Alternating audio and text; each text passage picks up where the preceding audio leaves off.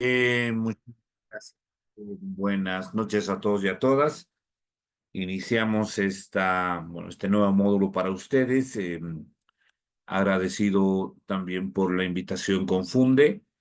Vamos a tener el día de hoy y el día sábado, dado que el día de mañana es feriado. Y claro, se respeta un poco esta situación. Y además creo que una gran mayoría, las personas tienen em, esas costumbres, podríamos decir, o lo que podríamos llamar la, la parte religiosa, ¿no? Es un poquito como comentario, quizás, el día de hoy o ayer, creo que era, veía un video donde justamente una de las activistas, María Galindo, entraba a un juzgado y un poco reclamaba el hecho de que existía una cruz y una Biblia en el lugar, ¿no? Y decía que eso era inconstitucional. No quiero, digamos, entrar mucho en polémica, pero en realidad no es inconstitucional, ¿no? Una persona puede profesar la religión que uno quiera, está permitido, la Constitución indica siempre y cuando no atente a la moral y, bueno, habla de esas previsiones, ¿no? Justamente en el sentido de que pueden existir religiones que pueden ser negativas también para la sociedad. Y hay, claro, concretamente religiones oscuras, podríamos decir, ¿no? Que van más que toda la adoración de, eh, podríamos decir, entidades negativas, etcétera, ¿no? Pero en realidad no lo es, ¿no? No es una situación inconstitucional. Es cierto que la Constitución establece que es un Estado laico, que implica que todos tienen la libertad de religión, reitero, en los marcos de el respeto a la sociedad, al prójimo. Claro, no se puede hacer rituales satánicos, por ejemplo, ¿no? Eso es sancionado y eso es, claro, visto negativamente desde incluso el ámbito del derecho penal, ¿no? Porque se atenta a bienes jurídicos protegidos como la vida, integridad física, la moral, etcétera. Pero en realidad no hay una previsión específica que diga que un juzgado no puede existir, una cruz, o un crucifijo, una Biblia. Y la jueza, recuerdo, decía un poco de que eso es para aquellas personas que van a prestar su juramento, ¿no? Pero se hizo polémica muy fuerte sobre eso y traigo un poquito a colación justamente porque el Estado boliviano asume esa libertad, así se llama, libertad de religión. Existe un derecho que se ha consagrado y se ha consolidado a partir de los años 80, donde una persona sí puede profesar la religión que más le atinja a sus valores éticos y morales, ¿no? Y justamente nace de ahí esa libertad, porque tiene que ver con la libertad del ser humano de tener sus propios valores y antivalores. Y de ese modo poder adjuntarse, poder profesar una religión específica.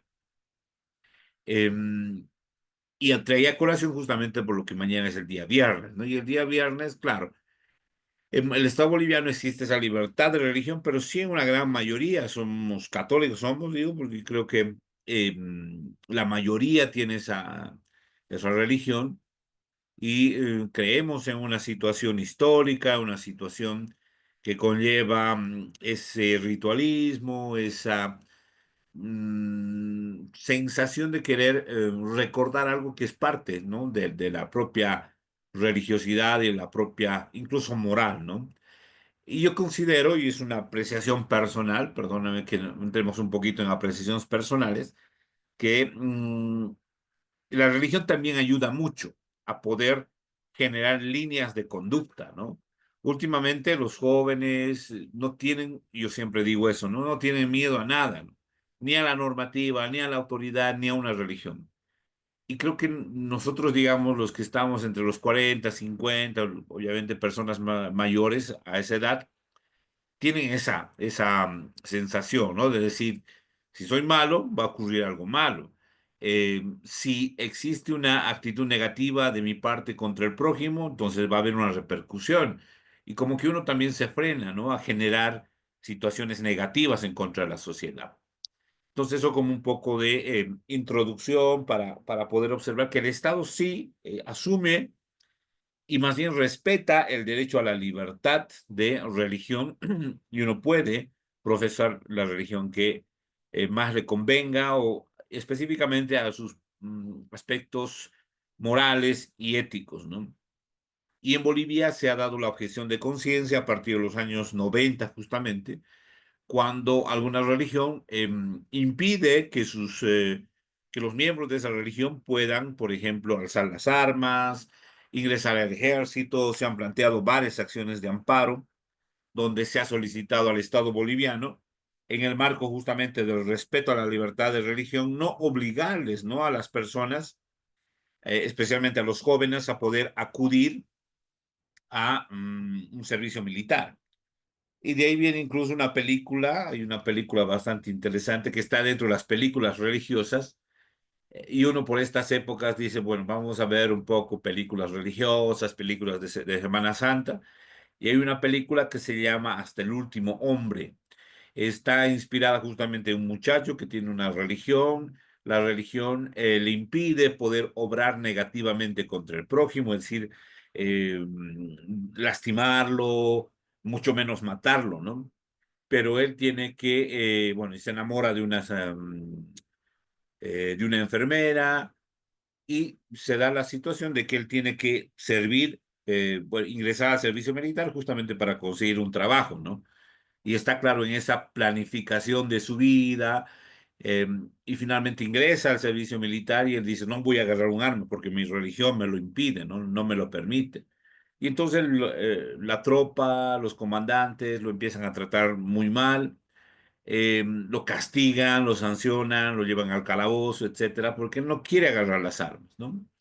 Y finalmente llega un general de, digamos, de alto rango, hablan con él, hablan con su padre, hablan con el encargado de la iglesia al que él asistía, y el de la iglesia les dice justamente, ¿no?, que en su religión no les permite utilizar armas porque son dañinas contra el prójimo, etcétera. Y finalmente acuerdan de que él va a seguir haciendo su servicio militar, pero primero como ayudante de cocina y después se va a ir como ayudante de enfermería.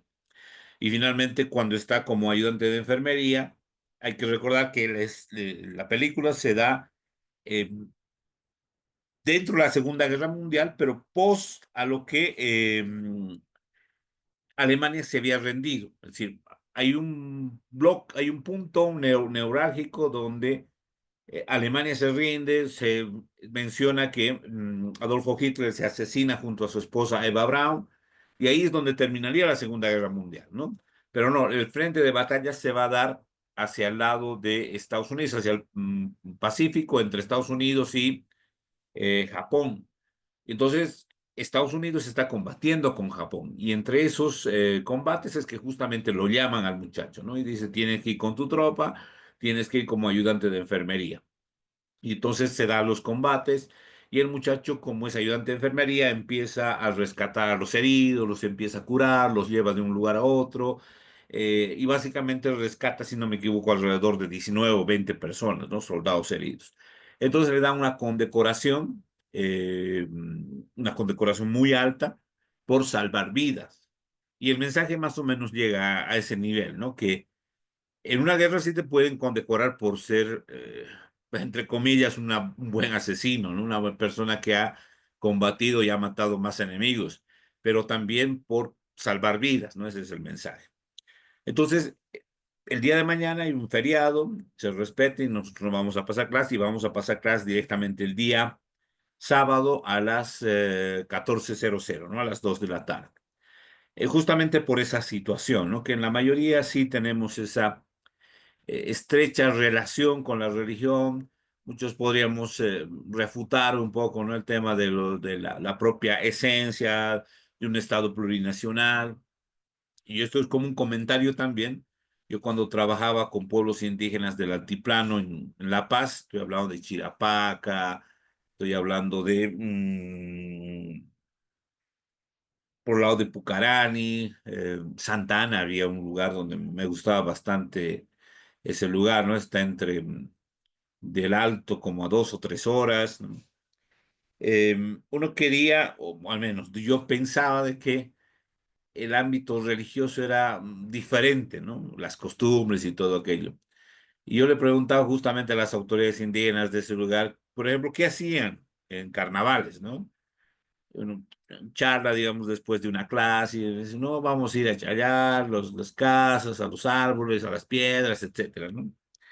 Y en Navidad, ¿qué hacen, no? No, pues vamos a comprar regalos, vamos a hacer los árboles, dicen, no, vamos a ir a la misa. Y uno dice que sí, la religión se ha insertado bastante fuerte, ¿no? Incluso en nuestros pueblos indígenas. Es más, como comentario también, justamente ligado a ello, yo recuerdo que se eligió a un consejo amáutico de justicia, es decir, los miembros de un tribunal de justicia en una comunidad, y uno de ellos justamente era un evangélico, y justamente caía en esa misma línea, ¿no? Y él decía, bueno, lo vamos a posesionar, dice, ¿no? Tiene que ponerse su poncho, su vara de mando, le dan una... Y él dice, y su chicote más, ¿no? Y él dice, no, no quiero yo ponerme eso, porque mi religión no me permite usar armas, no me permite agredir a la gente, pero es solamente simbólico. No, si entro así como autoridad de mi pueblo, como autoridad de justicia, entonces voy a entrar tal cual estoy. Y hay un choque, ¿no? Entre lo religioso y también entre lo cultural, ¿no? Y por eso digo, ¿no? Que la mayoría, con ese sustento, ¿no? Que la mayoría de la gente en Bolivia sí tiene profesa justamente la religión católica, cree en lo que ha sido justamente esta semana, la Semana Santa, la muerte de Jesús, la resurrección, etcétera, etcétera, ¿no? Bueno, simplemente eso como una introducción breve, ¿no? Entonces, lo que nos toca ahora es justamente analizar la defensa legal del Estado. Ese es nuestro tema, el tema que vamos a desarrollar el día de hoy y el día sábado, el próximo sábado, pasado mañana a las 14:00. Los trabajos les voy a dar justamente el día sábado, aunque ya están en la plataforma, pero me falta ordenar un poco las fechas y no son muy difíciles, ¿no? Para poder acceder a la nota de aprobación de este módulo. Entonces, para poder analizar la defensa legal del Estado, uno podría decir, bueno, es defender al gobierno, ¿no? O es defender a las estructuras del gobierno, o es defender al nivel central. Si no me equivoco, ya han tenido un módulo referido a la organización del Estado, pero sí, en el Estado en realidad tenemos una división administrativa, el nivel central, departamental, municipal, nivel indígena, original campesino y nivel regional. Entonces uno pensaría que cuando hablamos de una defensa legal del Estado, es justamente la contratación de abogados que van a defender al gobierno. Y en realidad no sería así, porque la defensa legal del Estado llegaría a ser sí una defensa jurídica, sí a través de abogados, a través de instituciones, pero no necesariamente o no simplemente del gobierno, sino de toda la estructura del Estado. ¿Y cuál es la estructura del Estado? Entonces partimos del concepto de lo que es Estado. El Estado es una persona jurídica, quiere decir, existen personas naturales como nosotros. Una persona natural es una persona individual. José, Pedro, Carola, Nelson, etcétera. No es una persona natural, una persona individual. Pero una persona jurídica es una persona que aglutina a un conjunto de personas individuales, ¿no? Y perdónenme que sea tan específico, pero en realidad estamos avanzando un curso rápido que también necesita algunas aclaraciones importantes, ¿no? Entonces, una persona jurídica es una asociación, ¿no? Pongámosle la asociación de carniceros que están tan de moda últimamente, ¿no? El ministro de Defensa del Consumidor se va a reunir con la asociación de carniceros porque la carne está muy elevada. Entonces, esa es una persona jurídica, es decir, un conjunto de personas que se aglutinan, forman sus normas, estatutos, reglamentos, finalmente obtienen su personalidad jurídica y a través de esa personalidad jurídica son justamente reconocidos como una persona jurídica. Una persona jurídica es un club deportivo que tiene una personalidad jurídica, una persona jurídica es una fundación, una persona jurídica es Funde, que justamente es una fundación para el desarrollo, una persona jurídica es una universidad, Una persona jurídica es la alcaldía municipal de Chayapata, la alcaldía municipal de Montero. Una persona jurídica es la gobernación de Tarija. Una persona jurídica es el Ministerio de Educación, etcétera. Entonces, es un colectivo, es un conjunto de personas individuales que a través del reconocimiento puede ser de una personalidad jurídica, de una ley, de una norma, se los reconoce como tal, ¿no? En el caso del Ministerio de Educación, pongámosle, está reconocida por la Constitución, pero más particularmente por la ley de organización del Poder Legislativo, ¿no? El Poder Legislativo tiene una ley de organización y finalmente es también el propio presidente, a través de los decretos supremos, que va a determinar la existencia de un ministerio, de otro ministerio, etcétera, ¿no? O viceministerio, etcétera.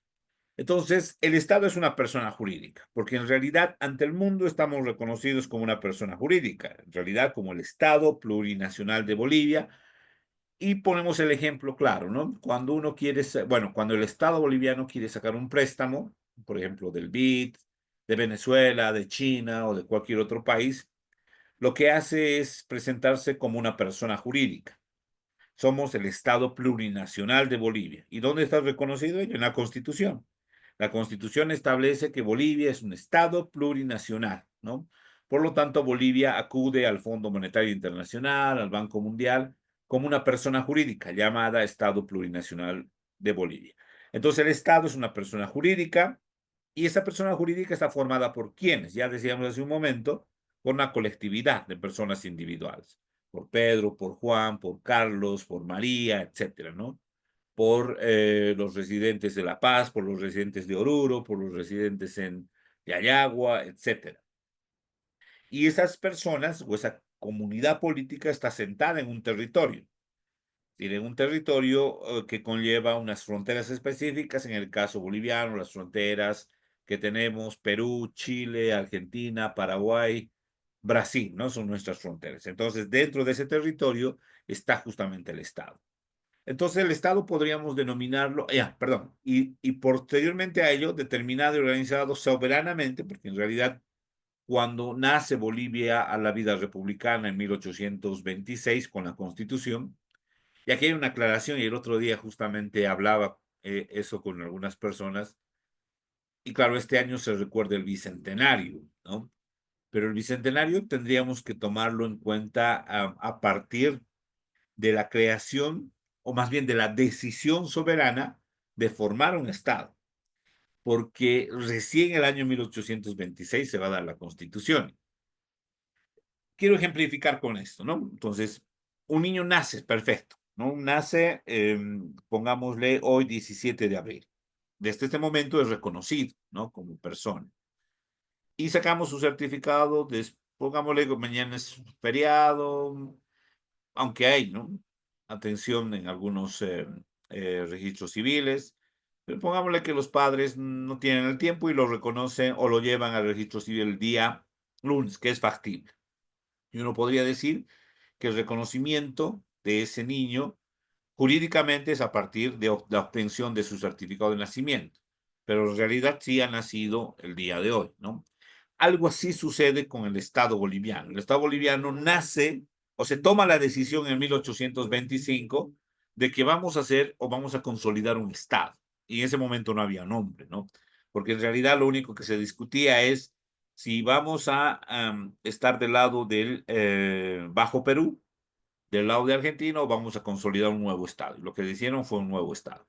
Se lo comunicaron a Simón Bolívar, y Simón Bolívar desde Lima envió la Constitución bolivariana, porque así nace el Estado boliviano, como la República de Bolívar, ¿no? La Constitución bolivariana, y se la aprueba en 1826. Entonces, el año 2025, que es justamente este año, se recordarían 200 años del nacimiento del Estado. Pero ya la consolidación en la Constitución Política del Estado sería el próximo año, en el año 2026, ¿no? Pero esos son detalles nada más. Entonces, soberanamente se organiza Bolivia, se va a organizar a través de representantes, y hay que recordarlo también un poco, representantes únicamente de Chuquisaca, Potosí, Cochabamba, Santa Cruz y La Paz. El resto de los departamentos no existían. Si existían, obviamente estaban reconocidos por esos otros departamentos, ¿no? Y finalmente decidieron justamente aprobar la constitución enviada por Bolívar y nombrar a este territorio como la República de Bolívar. Y después se va a modificar a la República de Bolivia, ¿no? Entonces, soberanamente se decide que se va a consolidar una persona jurídica llamada República de Bolívar, con los habitantes que en ese momento estimo que no llegaban ni siquiera a 1 millón de habitantes, ¿no? Mucho menos, ¿no? Em, y deciden instaurar un gobierno, ¿no? Primero se le invitó a Bolívar, no llegó, primer presidente Sucre, el segundo Andrés de Santa Cruz, y así va surgiendo la idea del Estado o de la República de Bolivia, ¿no? Entonces, un Estado con esas ideas es una persona jurídica, ya decimos, integrada, ¿por qué? Por un grupo de personas individuales, ¿no? Que está delimitada por un territorio, así que cuenta con un territorio y además organiza su gobierno. Entonces, el Estado tendría esos tres elementos fundamentales: grupo de personas, territorio y gobierno. Y añadimos que el gobierno se consolida a partir de la decisión soberana de esas personas, ¿no? Esa es la idea. Entonces, el Estado, reitero nuevamente, no es únicamente el gobierno. El Estado es la población, en este caso 12 millones de habitantes, según el último censo, el territorio, delimitado por las fronteras antes señaladas, y el gobierno, un gobierno que está, desde la propia Constitución se habla, ¿no? Que es un gobierno unitario, descentralizado con autonomías. Así que tenemos un nivel central de gobierno que tiene la mayor cantidad de competencias, un nivel departamental, un municipal y un nivel indígena originario campesino. Ese es el Estado. Entonces, cuando hablemos de Estado y defensa legal del Estado, no estamos hablando únicamente del gobierno, estamos hablando de la población y también estamos hablando del territorio, ¿no? Porque el Estado compone esos tres elementos: población, territorio y gobierno. Y es incorrecto hablar de Estado como sinónimo de gobierno, porque el gobierno en realidad está dentro del Estado. El Estado tiene tres elementos: población, territorio y gobierno. ¿Y cuáles son los fines del Estado? A, crear un orden necesario, es decir, a partir de las reglas, a partir de las leyes, a partir de la Constitución incluso ya, ¿no? Normativa para regular la vida justamente de la ciudadanía, los límites al gobierno, las atribuciones del gobierno, etcétera. En ese orden también va a asegurar la convivencia social, es decir, que las personas no hagan lo que quieran o lo que les plazca, sino que existe un orden establecido. C, establecimiento de medios de desarrollo, a partir justamente de que esa sociedad necesita generar un desarrollo, y el desarrollo es un cambio en positivo, ¿no? Construir carreteras, construir colegios, construir hospitales, ese es desarrollo. B, un bienestar para la nación, es decir, para todos los ciudadanos que habitan el territorio, y una solidaridad social, comunidad y solidaridad social. Entonces, el Estado en esencia es eso, ¿no? Eh, y reitero, mucho confundimos, ¿no? Y decimos, Estado es sinónimo de gobierno. Eh, el gobierno es parte del Estado y el Estado compone, en realidad lo componemos nosotros, ¿no? Como población. Y también el Estado está compuesto por el territorio, que está delimitado por las fronteras de nuestros vecinos. Entonces, el Estado, reiterando un poco, tiene los siguientes elementos: decíamos población, acá está, territorio, gobierno y también la cualidad de soberanía. Pero entonces vamos a ver. Población, que es el conjunto de habitantes localizados en una área geográfica determinada y determinada. En el caso boliviano, nuestra área geográfica está determinada por la extensión territorial que cuenta Bolivia. Y claro, la población está, vale el término, dispersada en todo el territorio. No habrá concentración de población en las capitales, efectivamente, pero sí tenemos pueblos, ciudades intermedias, fronteras, etcétera, ¿no? Entonces, población, conjunto de habitantes localizados en un área geográfica determinada o determinada. Territorio. Territorio es la proporción de tierra, agua o espacio delimitado geográficamente o administrativamente. Territorio lo tenemos en cuenta, es claro, con las fronteras establecidas, y además el territorio se va a ir dividiendo, pero eso en relación justamente a manejar lo administrativo, ¿no? Bolivia se va a dividir en 9 departamentos, estos departamentos a su vez se van a dividir en provincias, y dentro de las provincias también va a existir municipios. Entonces, es lo que dice la Constitución referido a la división territorial. Bolivia se divide en 9 departamentos, esos departamentos en provincias, y existen 345 municipios al momento y alrededor de 16 autonomías indígenas originarias campesinas, ¿no? Y finalmente el gobierno. El gobierno es el conjunto de organismos políticos y personas que dirigen el Estado. Y uno también podría asumir que el gobierno únicamente es el dirigido por el presidente del Estado, es decir, el órgano ejecutivo, ¿no? Por Luis Arce Catacora. Y en realidad no es así, ¿no? En realidad, eh, el conjunto de organismos políticos incumbe los 4 poderes del Estado, que es el poder ejecutivo, legislativo, judicial y electoral. Los organismos políticos son el gobierno central, decíamos, las gobernaciones, las alcaldías, las autonomías indígenas originarias campesinas, y también todo lo que es el ámbito descentralizado, ¿no? En cuanto al Ejecutivo, vamos a tener la mayor parte de competencias, decíamos, vamos a tener el Ministerio de Defensa, a su vez van a tener a su cargo instituciones de defensa externa del Estado, Fuerzas Armadas, compuesta por el Ejército, la Naval, la Fuerza Aérea, etcétera. El Ministerio de Gobierno tendrá bajo su cargo la atribución de la Policía Nacional como elemento de resguardo de la seguridad interna del Estado, y así. Entonces, todos esos organismos políticos que estén integrados por personas, claro está, forman parte del Estado.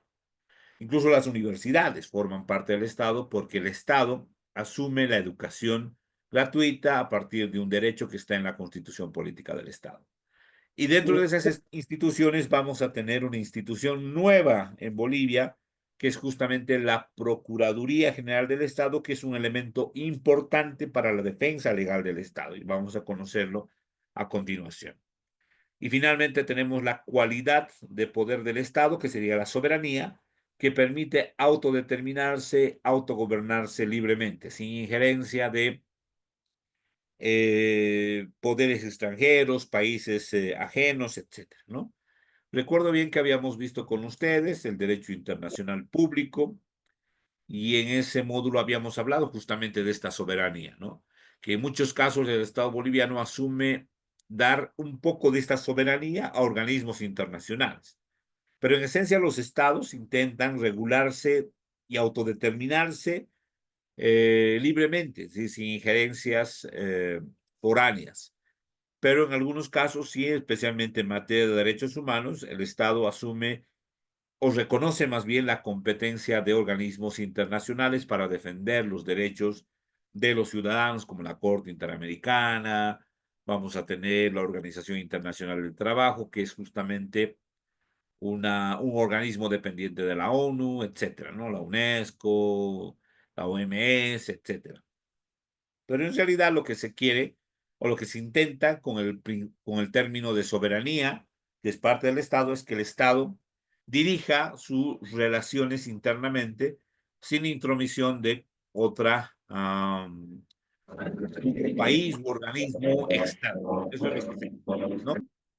Bien, la soberanía también es la potestad suprema e independiente de autogobernarse, decíamos, la capacidad jurídica y real de decidir y la facultad de autodeterminarse. Esa sería la soberanía. Ahora, eh, ¿cómo empieza cómo empieza a configurarse la defensa legal del Estado? Entonces, hemos observado que el Estado está compuesto por territorio, población, gobierno. Entonces, es posible que, y es casi reiterativo en estos últimos años, que las personas o instituciones puedan ir en contra del Estado, es decir, de esa estructura, ir en contra del gobierno, ir en contra del territorio, ir en contra de los ciudadanos. Entonces, ¿quién podría defender justamente la esencia del Estado? particularmente la esencia de los organismos que componen el Estado. Cuando una persona intenta ir en contra de los bienes del Estado a través de contratos lesivos del Estado, resoluciones contra la Constitución, que genera un perjuicio, ¿qué instancia podría ser la que justamente pueda servir para defender en esas situaciones, ¿no? La función del Estado, ya decíamos, está compuesta por los órganos del poder, la democracia y la representatividad. Y como tal necesitamos, y esto de la Procuraduría, les decía, es nuevo en Bolivia, recién se incorpora en la Constitución del año 2009. Sin embargo, la Procuraduría del Estado, en este caso la Procuraduría General del Estado, en otros países Procuraduría del Estado únicamente, es una institución muy antigua, que en realidad, reitero, pretende asumir defensa del Estado. Procurar es acción, curar es cuidar, y el sufijo ia sería car, ¿no? Entonces, cuando se estructura el Estado a partir del reconocimiento de instituciones públicas, lo primero que se va a hacer es dividir el poder, ya Montesquieu lo decía en su oportunidad, que los que hagan las leyes no sean los mismos de ejecutarlas ni juzgar su aplicación, que el que ejecute las leyes no sea el mismo que las haga ni las juzgue en su aplicación, y el que juzgue la aplicación de las leyes no sea el mismo que crea las leyes o que ejecute las leyes, ¿no? De ahí surgen los poderes legislativo, que va a hacer las leyes, pero no va a aplicar ni tampoco va a juzgar. Ejecutivo, el que va a ejecutar las leyes, pero no las va a hacer, tampoco las va a juzgar en su aplicación. Y el judicial, el que va a juzgar la aplicación de las leyes, pero no va a hacer las leyes, tampoco va a ejecutarlas, ¿no? En ese sentido de democracia y representatividad, justamente se hace la división del poder. Entonces, en ese momento se preguntan, ¿y qué sucedería si existe una persona o incluso una propia autoridad que vaya en contra del Estado? Que, por ejemplo, decíamos hace un momento, suscriba un contrato lesivo al Estado, genere pérdidas económicas para el Estado, que firme justamente un contrato. Ha habido tantos contratos en Bolivia, alguien dice leoninos, ¿no? Un término que hasta ahora no puedo comprender, pero sí en realidad son contratos lesivos al Estado, ¿no? Que producen una afectación económica muy fuerte. Y entonces, ¿quién cuida justamente que no ocurra aquello? O si ocurre, ¿quién va a poder resolver ese conflicto y obligar a esa persona a resarcir el daño? Y ahí justamente surge la figura del procurador del Estado, que va a tener la finalidad de cuidar, en realidad, más que el cargo, los intereses del Estado, la economía del Estado. Y así surge justamente el término de procurador. El término de procurador etimológicamente viene del curo are, que sería cuidar u ocuparse, y en forma compuesta procur are, que se traduciría como ocuparse por o para alguien, ¿no? Y justamente llegando a esta época, la época donde vamos a ver estas películas, ¿no? Los romanos, donde la tele va presentarnos este tipo de películas, surge justamente en Roma. En Roma ya se preveía de que el Estado, o más bien, se le debe otorgar a una persona o a una institución la confianza y la atribución de cuidar las arcas del Estado, es decir, la economía del Estado. Que los senadores, que los césares, que los emperadores no vayan a destruir al Estado económicamente. Y ahí surgen los procuradores cesaris. En realidad, el procurador viene como una figura de cuidar al César como figura emblemática del gobierno, ¿no?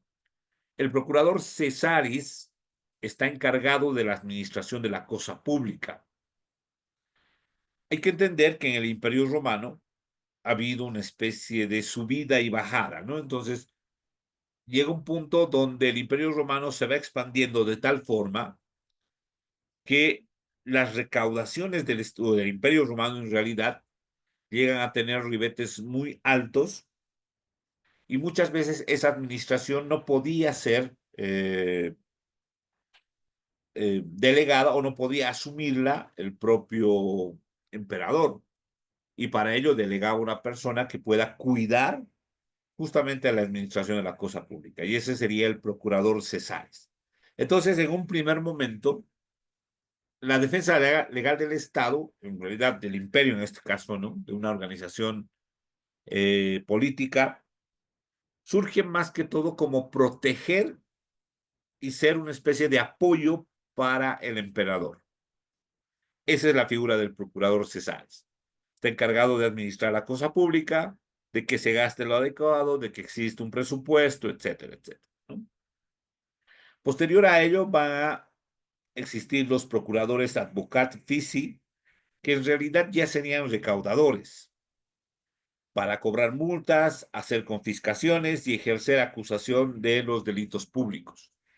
Así surgen justamente los procuradores, ¿no? O las figuras que se van a encargar, reitero, en un primer momento de cuidar las espaldas del emperador, en un segundo momento de recaudar fondos para el emperador, ¿no? Entonces, tiene que cuidar básicamente el cargo de ocuparse de algo y de cuidar lo que es la recaudación, la administración del Estado. Así surgen los procuradores. El procurador Fisi, que sería una especie de impuestos internos, algo así, ¿no? Asume la representación judicial del fisco y el ejercicio de las acciones en defensa de sus intereses. El fiscus era el patrimonio no personal, pero privado del emperador para administrar los servicios del Estado. Entonces, el procurador, nuevamente, tiene la figura de cuidar la economía del emperador, que decíamos que no es su dinero, pero básicamente es el que maneja, ¿no? El dinero. Entonces, es una especie de cajero, una especie de administrador del dinero.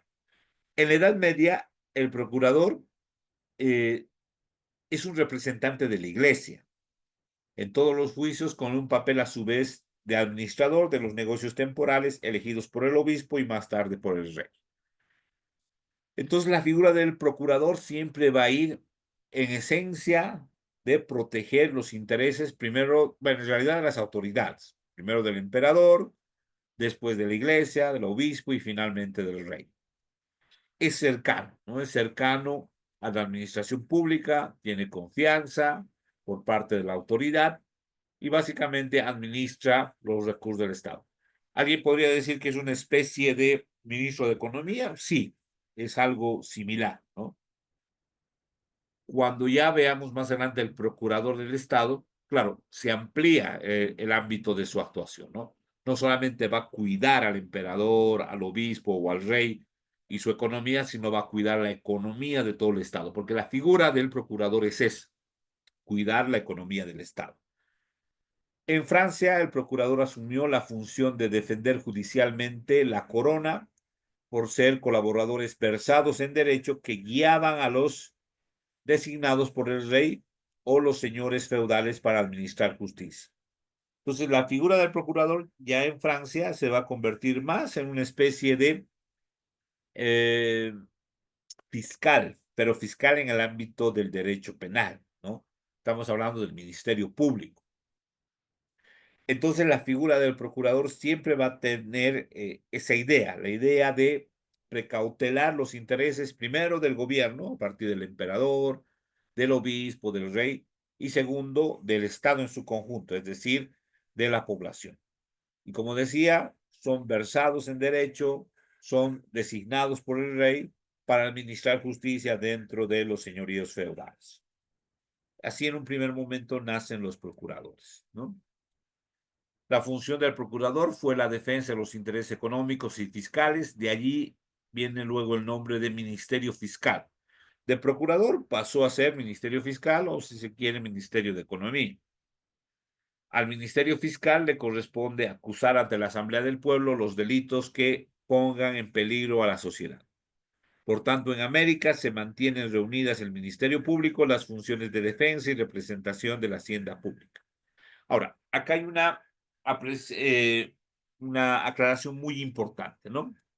Estamos en un primer momento hablando de un procurador,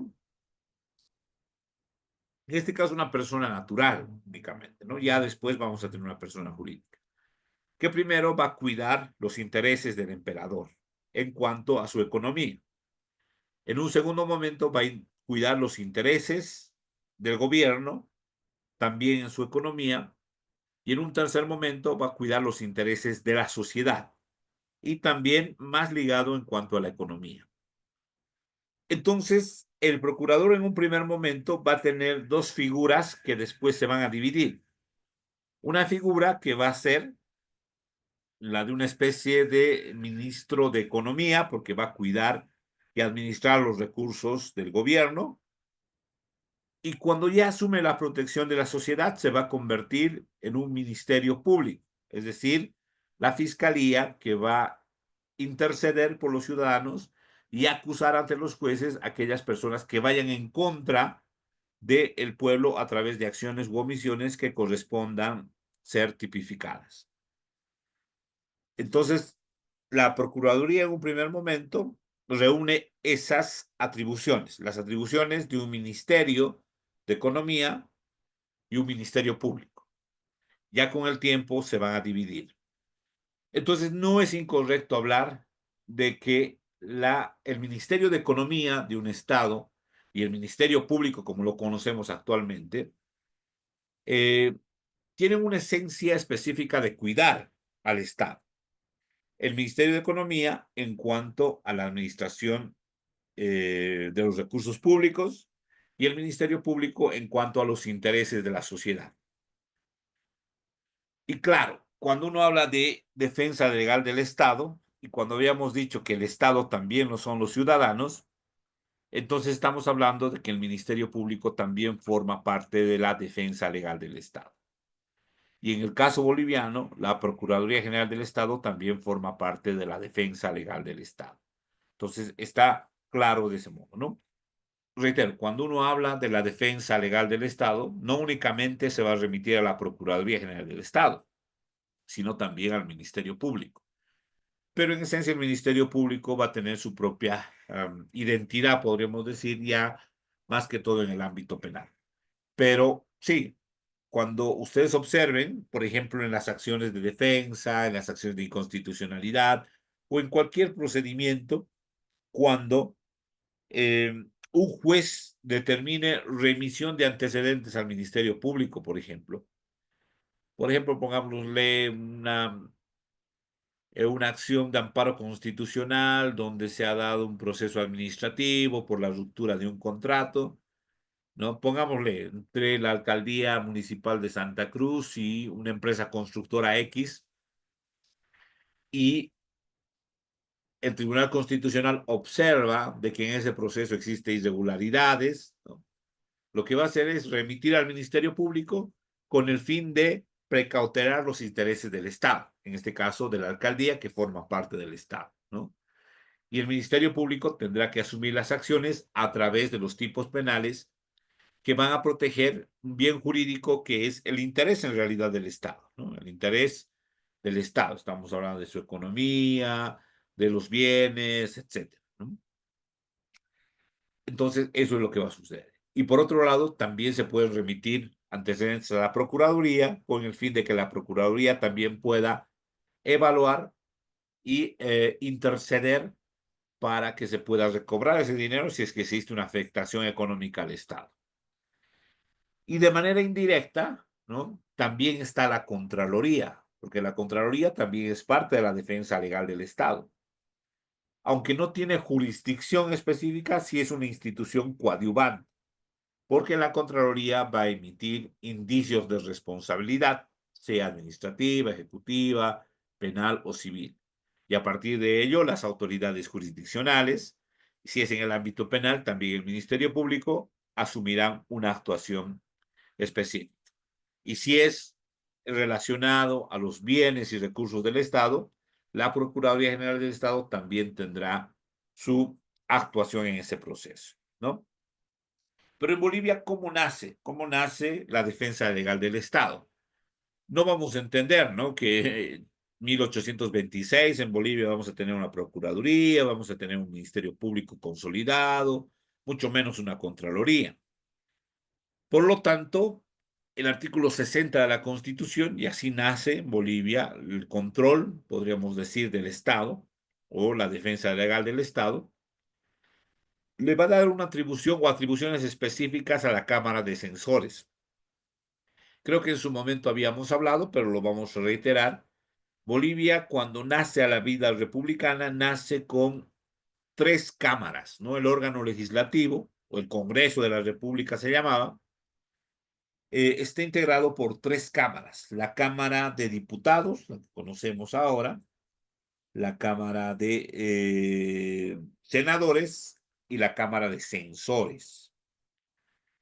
Y yo siempre le llamo a esta Cámara de Censores como una especie de un consejo de sabios, ¿no? ¿Por qué razón? Porque la Constitución decía de que la Cámara de Diputados estará integrado por personas que hayan cumplido 25 años, ¿no? Los menores de 25 años no podían ser diputados. La Constitución también señalaba que la Cámara de Senadores debería estar integrado por personas que hayan cumplido 35 años. Entonces, para ser senador tenías que tener cumplidos 35 años. Y finalmente la Cámara de Censores señalaba que tenía que tener cumplido 45 años. Por eso le llamo un consejo de sabios, ¿no? Pero además porque dentro de sus atribuciones estaba la defensa legal del Estado. No mediante un procedimiento específico, pero sí mediante atribuciones. Decía el artículo 60, corresponde además a la Cámara de Censores escoger de la terna que remite el Senado los individuos que deban formar parte de la Corte Suprema de Justicia. Todas las leyes de imprenta, economía, plan de estudios y métodos y enseñanzas públicas eran una atribución de la Cámara de Censores. Proteger la libertad de imprenta y sus tribunales, porque en realidad es parte, ¿no?, de la ciudadanía, de la población, justamente estas instituciones, la libre expresión, etcétera. Proponer reglamentos para el fomento de las artes y las ciencias, conceder permisos y recompensas nacionales, decretar honores públicos a la memoria de los grandes hombres, condenar a oprobio eterno a los usurpadores de la autoridad pública, y ahí está una defensa legal del Estado, ¿no? Y conceder a los bolivianos la admisión de empleo, títulos y emolumentos. Entonces, así nace de una manera simple, escueta, la defensa legal del Estado a través de atribuciones conferidas a la Cámara de Censores. Reitero, no tenemos una procuraduría, no tenemos un ministerio público, etc. Durante mucho tiempo vamos a entender de que la defensa legal del Estado no va a existir más allá de la norma. Es decir, vamos a tener normativa, se va a generar, se va a crear el Ministerio Público, se va a crear, eh, se le va a dar atribuciones a la Cámara de Diputados, Cámara de Senadores para precautelar el interés público, pero en realidad no vamos a tener una esencia de la defensa legal del Estado, ¿no? ¿Por qué razón? Porque la historia mismo nos cuenta, ¿no? Eh, es clara y evidente de que Bolivia siempre ha ido de la mano del gobernante con las personas que tenían mayores recursos económicos, ¿no? Durante un primer momento, todos los presidentes estaban ligados a la explotación de la plata, ¿no? Uno de ellos, Narciso Campero, Gregorio Pacheco, otro de ellos, 1611, entre las cinco más habitadas era Potosí, estamos hablando de 150,000 habitantes.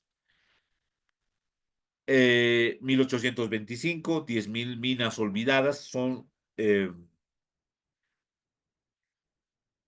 reactivadas por Aniceto Arce, y básicamente estos son empresarios que van a explotar recursos económicos en Bolivia y a la vez van a ser presidentes. Entonces, con este ejemplo lo que quiero decir es que no va a existir una defensa legal del Estado, o sea, la explotación va a estar a flor de piel, podríamos decir, y a voluntad de los políticos. Y nadie va a hacer nada para proteger o precautelar esa situación, ¿no?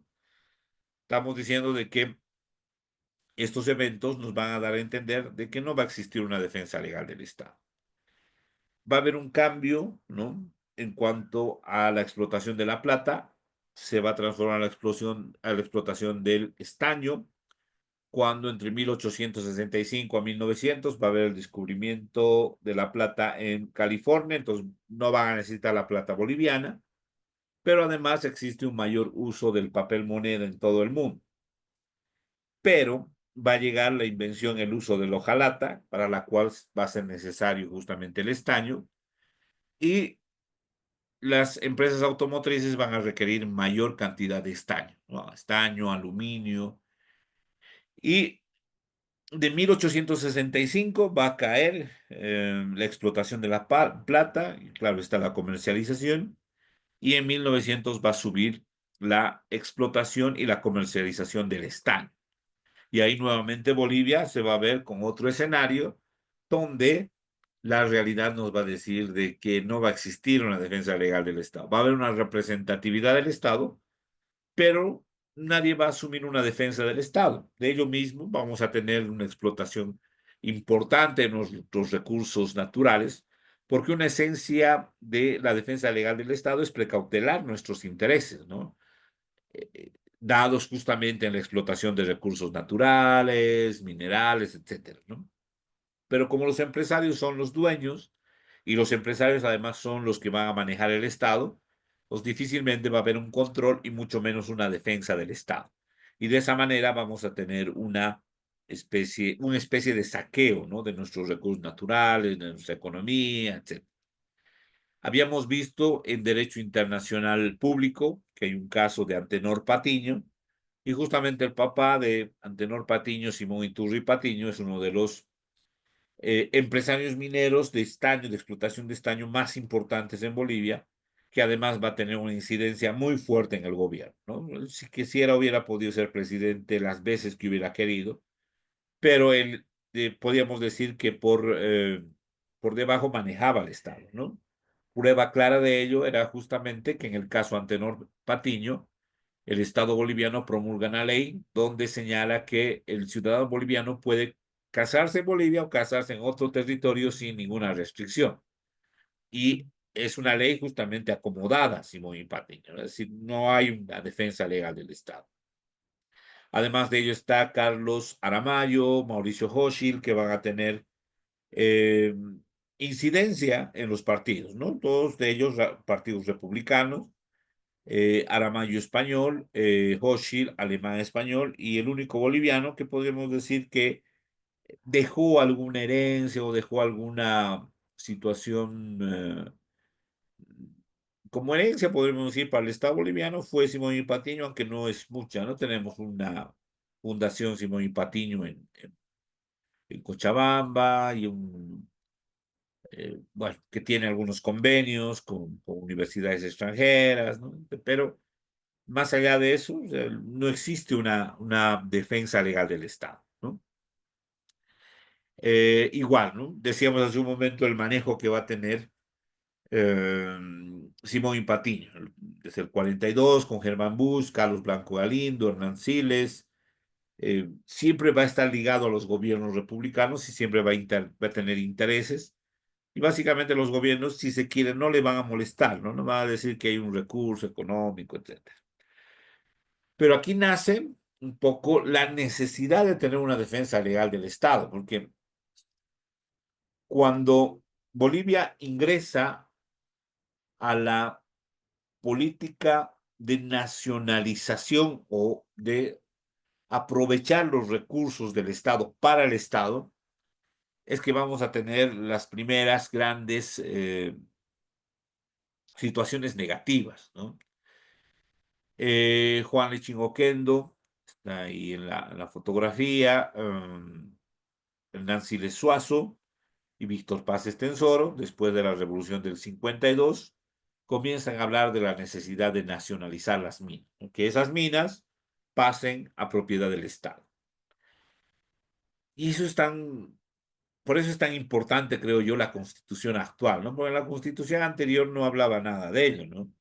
Si una persona tenía minerales en su territorio o en su terreno, digamos, yo tendría 1 hectárea, 2 hectáreas y encontraba mineral, era para mí, ¿no? Pero la Constitución habla de que todos los recursos minerales son propiedad del Estado, más allá del territorio en el que se encuentra, son propiedad del Estado, ¿no? Pero en ese momento, claro, Patiño había comprado varias minas y pertenecía justamente a esa empresa Patiño Mines, eh, y el Estado compra por un valor de 218 millones de dólares aproximadamente esas minas. Otras que pertenecían a los otros, bueno, también a Patiño, 41 millones de dólares. Otra por 87.000 millones de libras esterlinas, una cantidad inmensa. Otro por 18 millones de dólares. Otra por 2 millones, por 15 millones y así. Bolivia tiene que ir pagando por recuperar, entre comillas, porque en realidad es una compra y venta de las minas, con la idea de que esas minas iban a redituar con minerales al Estado boliviano, ¿no? Entonces, aquí ya entendemos que era necesario una defensa legal del Estado para controlar estos recursos y que de estos contratos realmente sean objetivos, ¿no? Muchos denuncian que estos contratos fueron justamente lesivos al Estado. ¿Por qué razón? Porque se compraron estas minas a gran cantidad de precios, pero posteriormente no sirvieron de mucho, ¿no? En realidad, lo que pasó con estas minas es que ya estaban agotadas. Entonces, ha habido, y claro, la historia misma nos cuenta, no estamos hablando del 52-60, donde Comibol empieza a despegar, tiene, digamos, buenos ingresos, pero vamos a llegar a finales de los 70, estamos hablando de los principios de los 80, y la Comibol ya nos reditúa, ¿no? A tal punto que en 1985, Víctor Paz Estensoro, mediante decreto, relocaliza a los trabajadores, es decir, les despide a los trabajadores, ¿no? Porque no hay recursos. Y él mismo dentro de sus discursos decía, yo no puedo pagar a los trabajadores cuando no hay ingresos por la venta o la extracción de minerales, es decir, no había minerales, ¿no? Entonces, evidentemente, esta es una situación que va en contra de los intereses económicos del Estado, porque se paga cantidades inmensas de dinero con la finalidad de que se pueda recuperar con la extracción de minerales y la venta de minerales, pero cuando la extracción de minerales es negativa, entonces estos recursos, ¿dónde fueron? ¿No? Por eso Patiño es multimillonario y no solamente tenía esas inversiones, tenía otras inversiones en otros países, ¿no? Pero aquí ya se necesitaba, requería de una institución o una instancia que pueda defender los intereses del Estado.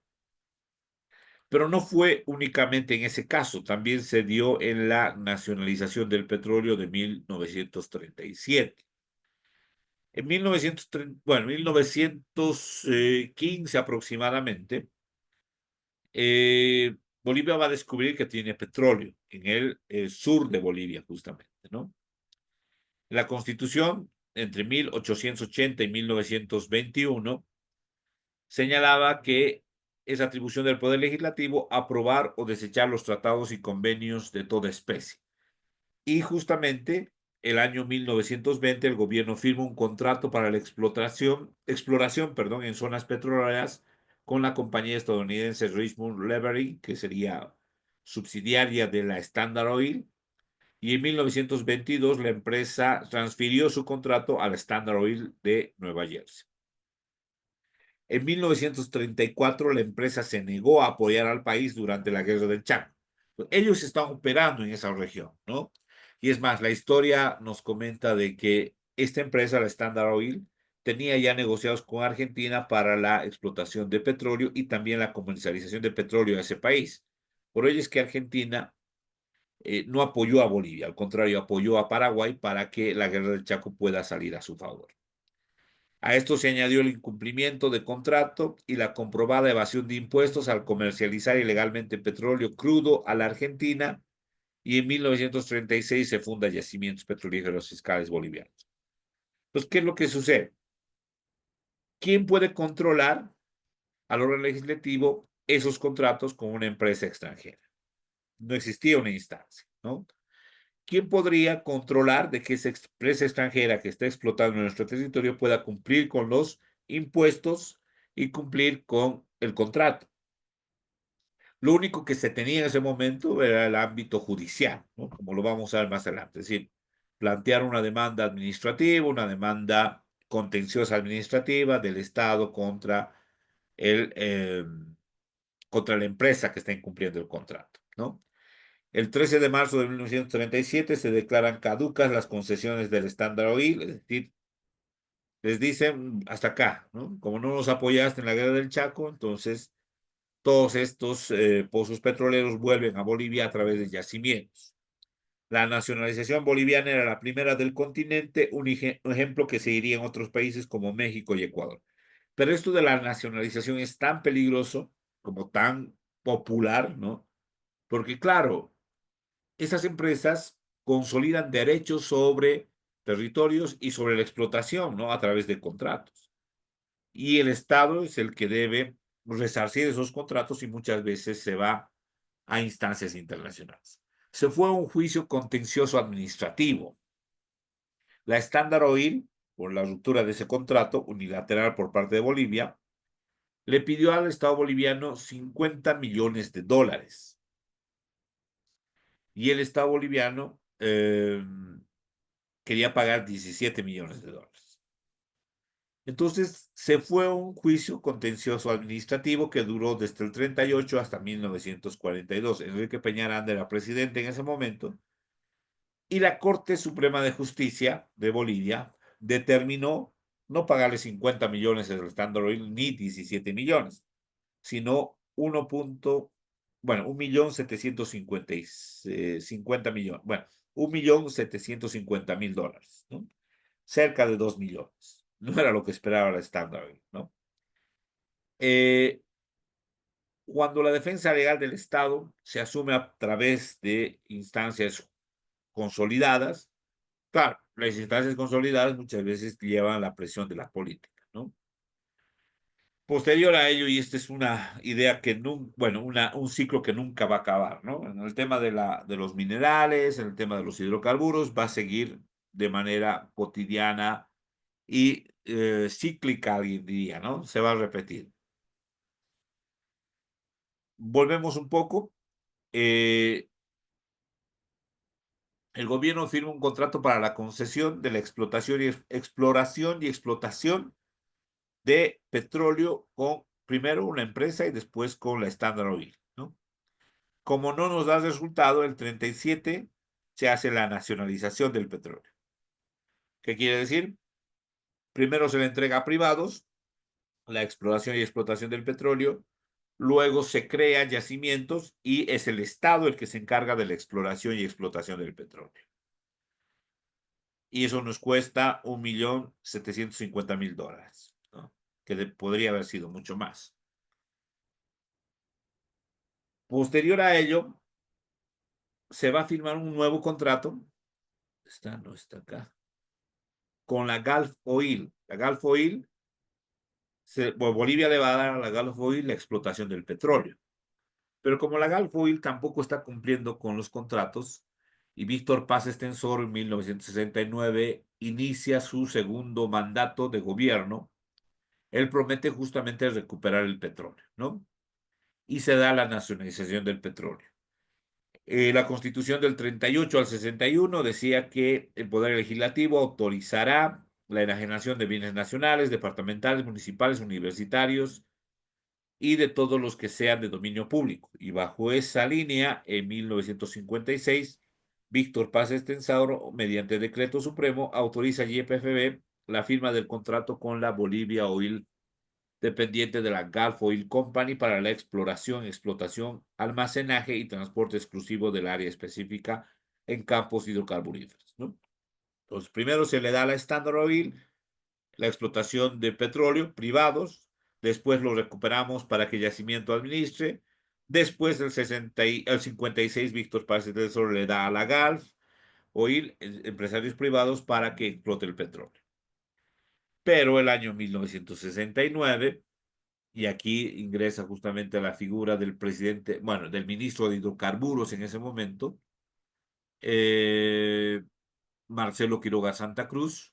Se da un golpe de Estado, claro, están las Fuerzas Armadas, toman el mandato y respaldan al gobierno la nacionalización de la GARF. El 17 de octubre del 69 se da el decreto supremo de nacionalización de hidrocarburos. Nuevamente vuelve a yacimientos, ¿no? Por le digo que es algo cíclico. Primero a un privado, la estándar, después a yacimientos. Después a un privado, la GARF, después a yacimientos. Y después va a venir otro privado, que sería Petrobras, Enron, etcétera, ¿no? Con Gonzalo Sánchez de Lozada. Y después viene Evo Morales y nuevamente a yacimientos. Y ahora, como no nos está yendo bien con yacimientos, es posible que el próximo gobierno le entregue a privados la exploración y explotación de hidrocarburos. Entonces es algo cíclico que va a suceder cada tanto tiempo.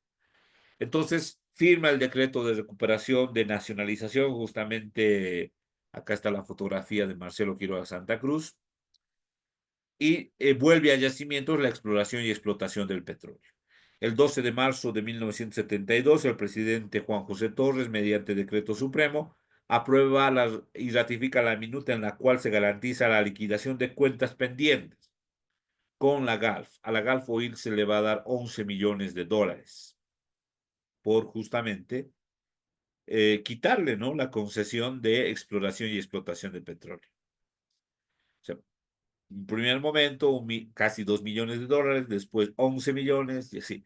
Y finalmente, ¿quién defiende al Estado, no? ¿Quién controla estos contratos? Y Bolivia nunca tuvo esa idea, ¿no? Otro de los aspectos que vamos a tener negativos en Bolivia justamente va a ser la privatización del agua. El año 1900, bueno, el Banco Mundial, ¿no? El Banco Mundial dice a los países básicamente pobres, ¿no? Como Bolivia, eh, recomienda a los países de que deben tener políticas de privatización, porque el Estado manejado por los políticos no es adecuado. Y claro, muchos coincidirán en este momento con esa idea de que los políticos no son buenos administradores, ¿no? BOA está en un mal momento, Entel, otras empresas públicas, ¿no? Tantas empresas públicas, bueno, hay muchas empresas públicas que han cerrado o son deficitarias. Y claro, el Banco Mundial no observó eso ahora, lo observó hace mucho tiempo. Y le dijo a los estados como Bolivia, ¿no?, que deben justamente privatizar algunas políticas o servicios para el pueblo. En 1998, el Banco Mundial condiciona la renovación de préstamos. Y esto es algo importante recordar, ¿no? Porque uno podría decir que es decisión de los gobernantes privatizar el agua, nacionalizar el gas, nacionalizar los hidrocarburos, etcétera. Muchas veces son presiones externas. Y en este caso, Bolivia necesitaba 25 millones de dólares, ¿no? Como ahora siempre nos hemos prestado, ¿no? Dinero. Nunca hemos tenido unos ingresos específicos como para poder valernos por nosotros mismos, ¿no? Bueno, como ahora, igual en 1998, Bolivia estaba solicitando un préstamo de 25 millones de dólares. Y entonces el Banco Mundial le dice, ok, te presto los 25 millones de dólares, pero tienes que privatizar el servicio del agua. Y comenzaron por Cochabamba, ¿no? Firmaron justamente un contrato de privatización, el 99, contrato entre el Estado boliviano y Aguas del Tunari, así se llamaba la empresa, que otorga monopolio de distribución de agua en Cochabamba, y bajo la ley justamente 2029 se hace la privatización del servicio del agua. Es decir, lo que era CEMAPA, que es la empresa de distribución de alcantarillado y agua potable, pasa a manos privadas, Aguas del Tunari. Y dice, las entidades privadas podrán participar en la prestación de los servicios de agua potable, alcantarillado sanitario. El 1 de noviembre del 99 se hace cargo de ese mapa, justamente Aguas del Tunari, y el 12 de septiembre entre el año 2001 y 2000, bueno, de septiembre y enero del año 2000, se incrementan las tarifas del agua hasta en un Todavía 100%. no han entrado, ¿no? Es decir, las tarifas del agua Pero suben está de ya, manera... se han mandado. Ah, ya, ¿Y perfecto. quiénes? Bueno, alguien está con micrófono, por favor. Gracias. ¿Y quiénes integraban Aguas del Tunari, no? uno podría decir, bueno, hay tanto río que pasa debajo del puente que muchas veces nos olvidamos de aquello. Acá hay que tener en cuenta esto, ¿no? Alguien decía, no hay que volver a cometer los errores del pasado, los políticos, ¿no? El que firma la ley 2029, el año 99, es Hugo Banzer Suárez, vicepresidente, Jorge Tuto Quiroga. El que avala la privatización era el alcalde de ese momento, Manfred Reyes Villa, ¿no? Entonces, ¿dónde están el control del Estado, una Procuraduría General del Estado para poder controlar estos contratos, ¿no? Que son lesivos en realidad para el pueblo? Porque cuando suben las tarifas, no suben las tarifas para los ajenos, sino para la gente que vive en Bolivia, ¿no? Para los pueblos, y el pueblo es el Estado, habíamos dicho. Pero además también participó Samuel Doria Medina, ¿no? Aguas de Tunari estaba integrado en un 55% por la International Water Holding, que es una empresa integrada por italianos y estadounidenses. Abengoa Servicios Urbanos, que un 25%, que era de España, y la Sociedad Boliviana de Cemento, que justamente en ese momento era presidente Samuel Doria Medina, también era parte de Aguas del Tunari, ¿no? Entonces, en el 92, y aquí está lo importante de tener una defensa legal del Estado. Como Bolivia anteriormente había nacionalizado hidrocarburos, minería, etcétera, etcétera, y había puesto en consideración de las autoridades locales, es decir, la Corte Suprema de Justicia, la resolución de estos conflictos, la Corte Suprema de Justicia falló en un monto muy bajo, ¿no? En relación a lo que pedía Standard Oil. Entonces, ¿qué empresa podría venir a Bolivia a poder invertir una cantidad grande cuando sabe de que en cualquier momento Bolivia le va a decir que tiene que irse del país y su Corte Suprema de Justicia le va a decir que le deben una cantidad inferior a lo que pide? Ninguna empresa, ¿no? Por eso es que el Banco Mundial incluso obligó a los estados a firmar tratados internacionales con la finalidad de que no ocurra esto, ¿no? Y es justamente una garantía de las inversiones, la garantía que se da a las inversiones.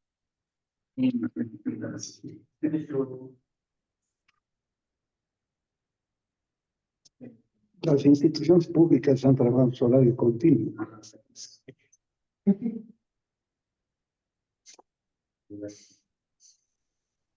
Mm.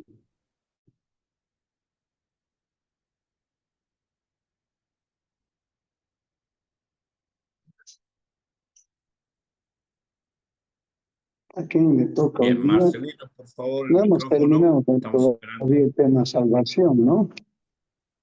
Vamos a terminar un poco y entrar a la neumatología. A ver quién está a cargo de ese tema.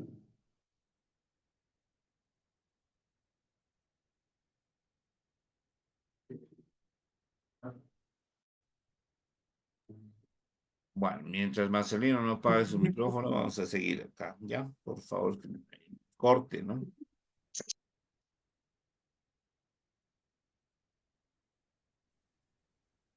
Por favor, compañero, apague su micrófono.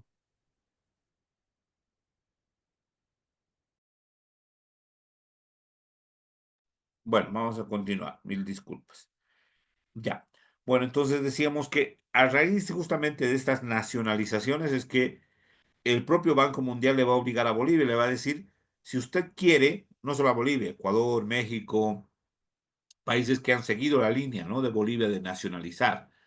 Y le dice, si ustedes quieren inversiones en su país, ya sea de petróleo, empresas mineras o cualquier tipo de empresas, ustedes tienen que firmar un tratado internacional. Y el tratado internacional tenía que ver con darle competencia a un tribunal extranjero para dirimir estos casos, los casos cuando existe una nacionalización y que ese tribunal extranjero pueda decidir precautelando los intereses del Estado y los intereses también del empresario privado, ¿no? Y a eso se llama arreglo de diferencias relativas a inversiones. Entonces, Bolivia, el año 92, ¿no?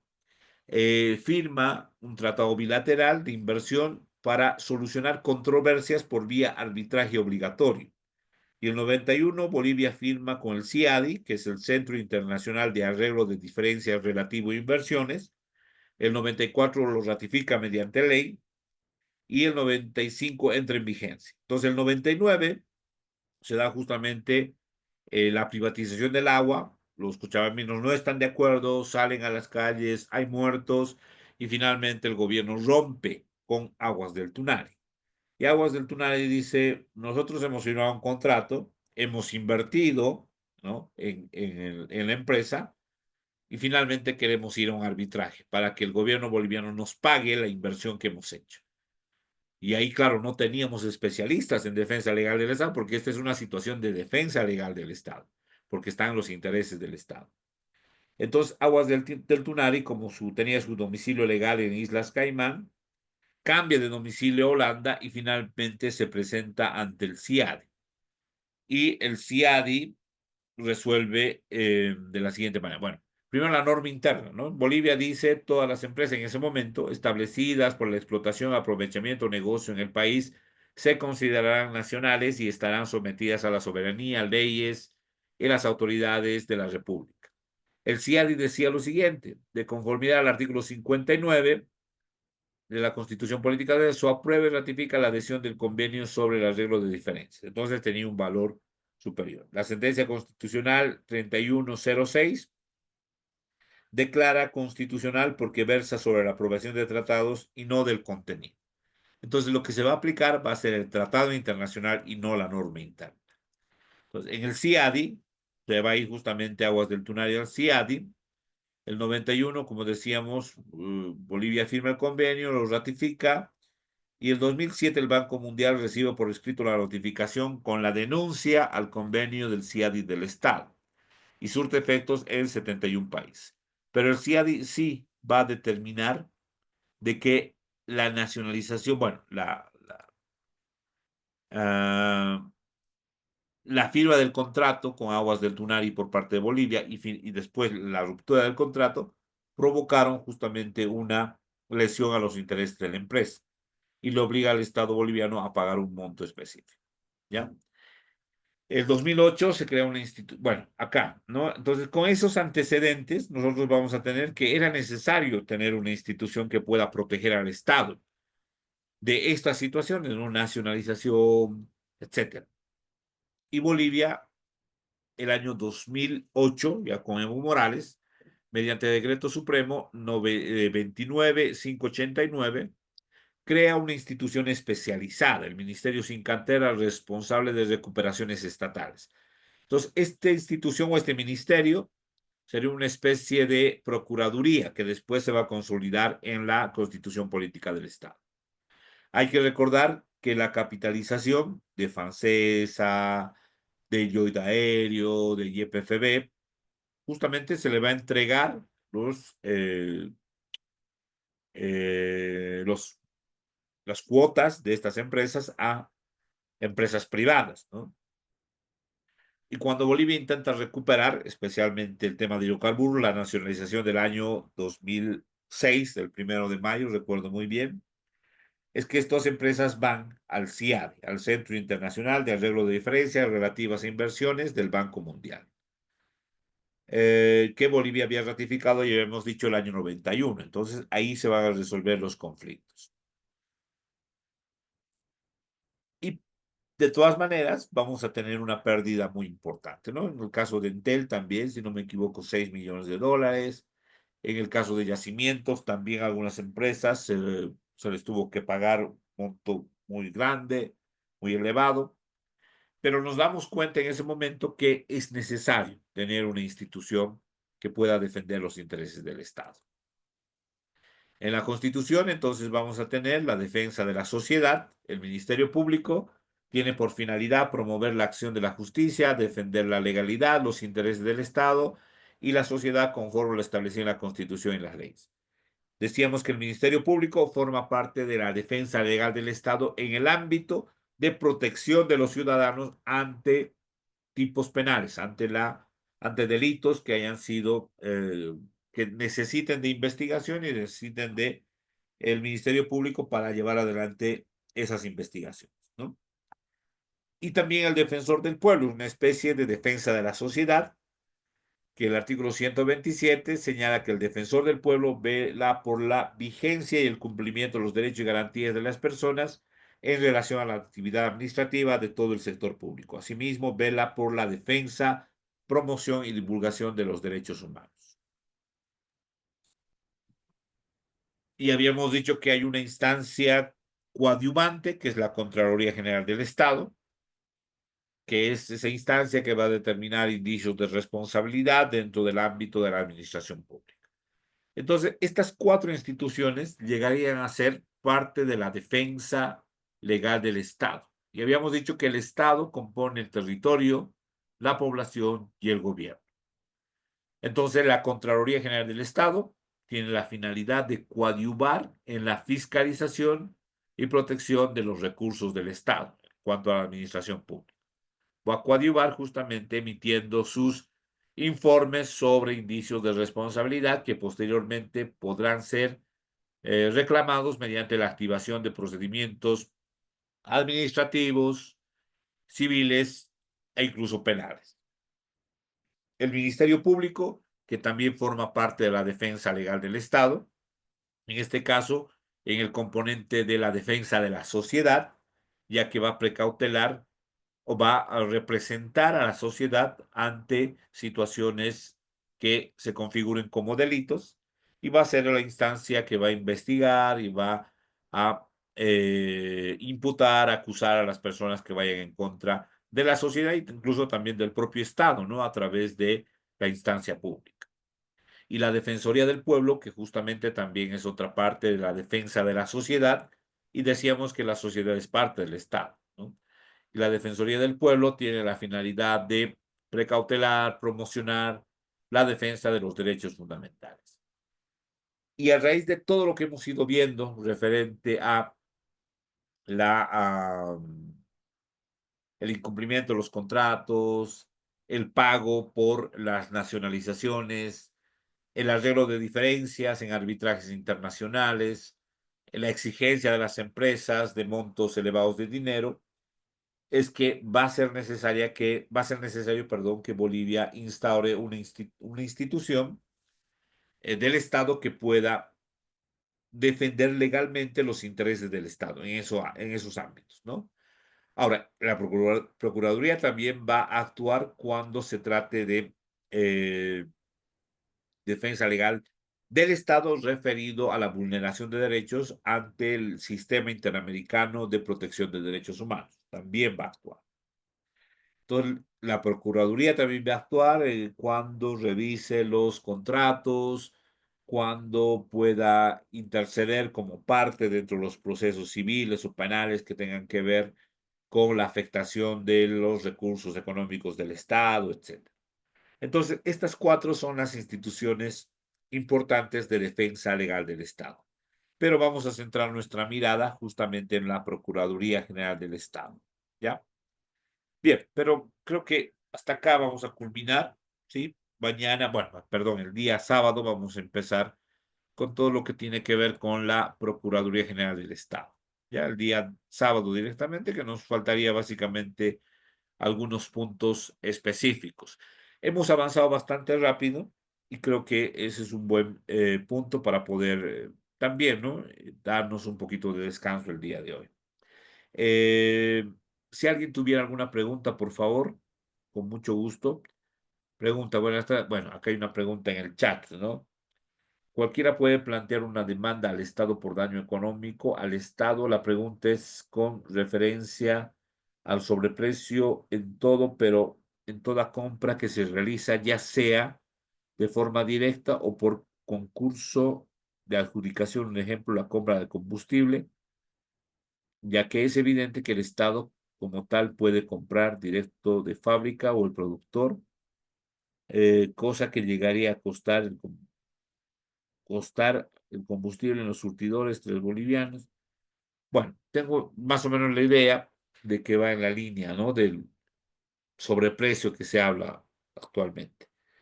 Cualquier persona puede plantear una vía penal con la documentación necesaria. Lo negativo de esto es que lo primero que va a hacer el Ministerio Público es solicitar, si es que hay indicios, claro está, ¿no? Si es que yo presento una documentación sobre un contrato, etcétera, etcétera. Lo primero que va a hacer el Ministerio Público es llamar a la Contraloría General del Estado. Y la normativa señala que todas las instancias del Estado deben remitir los contratos a la Contraloría General del Estado.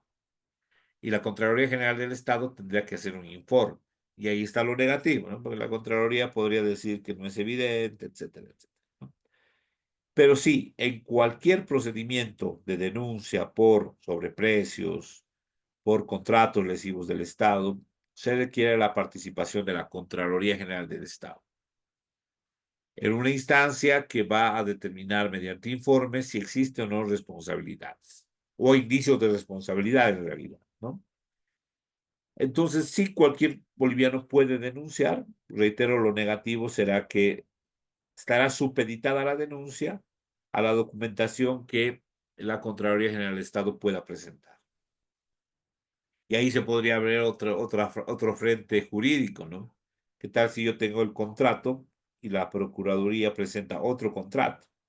Entonces ahí estaríamos en otro frente jurídico respecto a alguna falsificación, podría darse, o algún uso de instrumento falsificado, porque se tendría dos contratos diferentes, ¿no?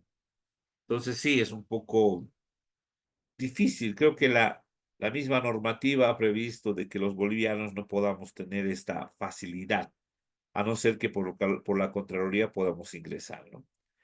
Y lo negativo también, creo que parte de, yo les voy a decir algo, ¿no? Concreto. Yo sí he tenido alguna información de una situación que va en contra del Estado. No era muy grande en realidad, la afectación tampoco era grande, pero sí me causaba algo de preocupación y además bronca, ¿no? De que suceda qué. Entonces, cuando yo quise hacer la denuncia, me pidieron todos los datos, ¿no? Carnet de identidad, domicilio, etc.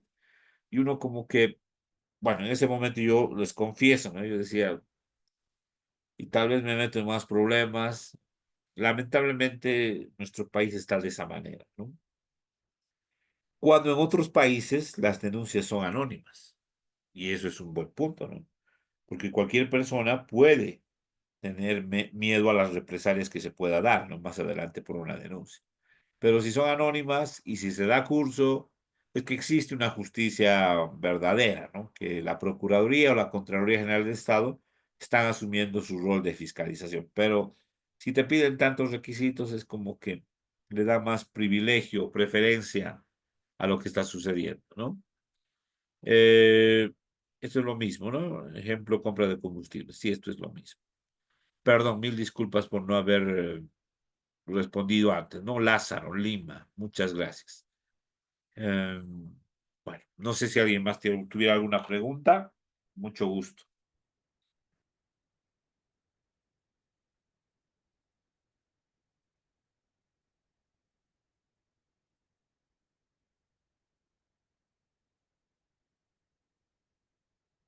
Bien, bueno, el día de hoy entonces vamos a terminar con esta participación. Quizás únicamente como retroalimentación, el hecho de que el Procurador General del Estado, la defensa legal del Estado, surge a partir de la idea de resguardar los recursos económicos del emperador. Después del obispo, después del rey, finalmente surge la necesidad de precautelar los intereses de la sociedad a través de el Ministerio Público. Posterior a ello, en Bolivia se va a dar esa tarea a la Cámara de Censores, tarea infructiva porque en realidad el gobierno va a estar de la mano de aquellos empresarios que no es una opinión personal, pero creo que la historia dice mucho de que han sacado mucha ventaja de los recursos naturales del Estado, aunque no estaba regulado por la Constitución. De todas maneras, el 56 se da la primera nacionalización de las minas y se le paga una cantidad muy fuerte de dinero a Simón y Patiño, pero nos damos cuenta posteriormente que las minas ya estaban agotadas y se da una relocalización, despido masivo de mineros en Bolivia el año 85.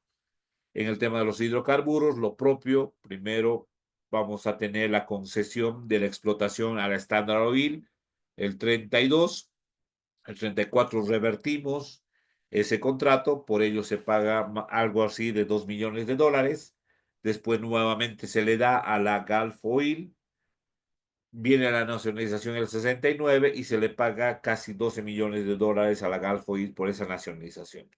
Después nuevamente se da estas concesiones de explotación y exploración a empresarios privados, al Petrobras, Enron y alguna empresa francesa a través de la capitalización. Y finalmente, el año 2006 nuevamente se da la nacionalización, con lo cual se va a pagar también otro monto de dinero a estas empresas. En el tema del agua, se va a privatizar el año 2000 la distribución de agua en Cochabamba, se va a revertir ese contrato y por esa situación también Bolivia va a tener que pagar un monto de dinero importante. Bolivia ingresa al CIADI, que es el Centro Internacional de Arreglo de Conflictos referente a inversiones, y para ello vamos a necesitar expertos en la defensa legal del Estado. A la par de ello también, que mañana lo vamos a ver, bueno, pero el día sábado se va a crear una institución que va a precautelar, o más bien va a velar por los intereses territoriales del Estado, que va a ser DIREMAR, que va a tener la defensa legal del Estado a partir de demandas ante la Corte Penal Internacional, que no van a ser favorables. Posterior a ello se va a crear el año 2008 el Ministerio sin cartera dedicado a recuperaciones estatales, y el 2009 se incorpora en la Constitución Política del Estado la Procuraduría General del Estado. En cuanto a la defensa legal del Estado, vamos a tener 4 instituciones establecidas constitucionalmente, 2 que son de defensa de la sociedad, que es el Ministerio Público y la Defensoría del Pueblo, una de fiscalización de la administración pública, que es la Contraloría General del Estado, y otra que va a ser la defensa legal del Estado referido a contratos del Estado como persona jurídica con empresas u otros estados o incluso con la negociación del pago por la vulneración de derechos humanos en relación a la Corte Interamericana de Derechos Humanos. La Procuraduría entonces va a tener esa misión y serían las 4 instituciones del Estado que tienen a su cargo la defensa legal del Estado, entendiendo que el Estado está compuesto por la ciudadanía o la sociedad, el territorio y el gobierno. Por lo tanto, la Defensoría del Pueblo y el Ministerio Público son parte de la defensa legal del Estado porque son defensa de la sociedad y la sociedad es parte del Estado, ¿no? Bien, con ello entonces concluiríamos el día de hoy y el día sábado proseguiríamos con ya el análisis de la Procuraduría General del Estado, sus atribuciones y cuál es la esencia que tiene esta institución que es creada desde el Imperio Romano, sin embargo, recién incorporada a la Constitución el año 2009 en el Estado Plurinacional de Bolivia. Bien, bueno, entonces les dejo por favor con la lista ahora y el día sábado a las 14:00 continuamos con la explicación de este mundo. Bien, que tengan una buena noche, parte de un buen fin de semana, también un buen feriado y el día sábado 14:00 nos reencontramos en esta plataforma de Zoom. Muchas gracias.